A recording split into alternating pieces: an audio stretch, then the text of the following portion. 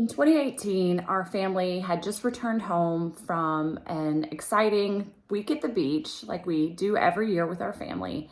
And when we got home, our then 2-year-old Elliott got sick. We thought he just had a normal virus and it would pass. But after a day or two went by, I just got the sense that something was wrong. He was sleeping round the clock and just wasn't appearing to get any better.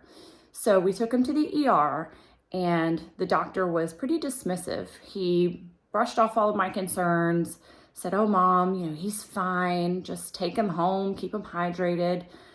So against my better judgment, I did take him home. And that night, we rushed Elliott back up to the ER and said, "Something's wrong, and we won't leave until you run every test. We've got to figure out what's going on."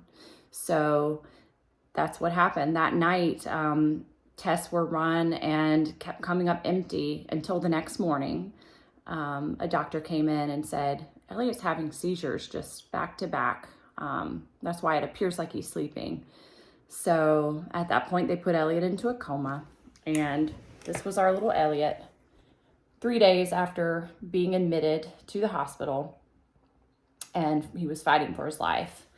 Doctors told us at that point that they had no idea what was going on, and that while they would try their best to get to the bottom of it, we may never know, and we could lose Elliott.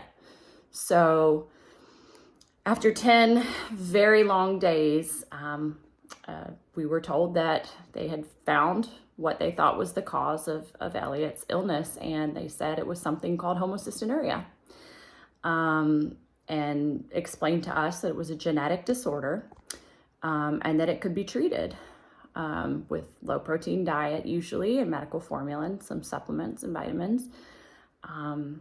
So we had our diagnosis. Fast forward to what I know now. Elliott was missed at newborn screening.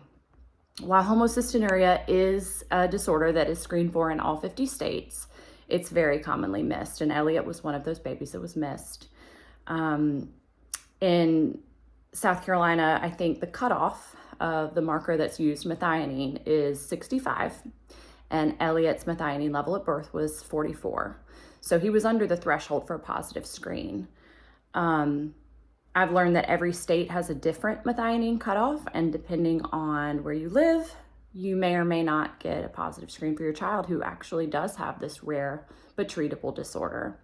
So I've kind of made it a personal mission to learn more about the newborn screening system and the shortcomings for the screen for homocystinuria, and we pray for a day when no family goes through the pain that we went through of almost losing a child to this treatable disorder.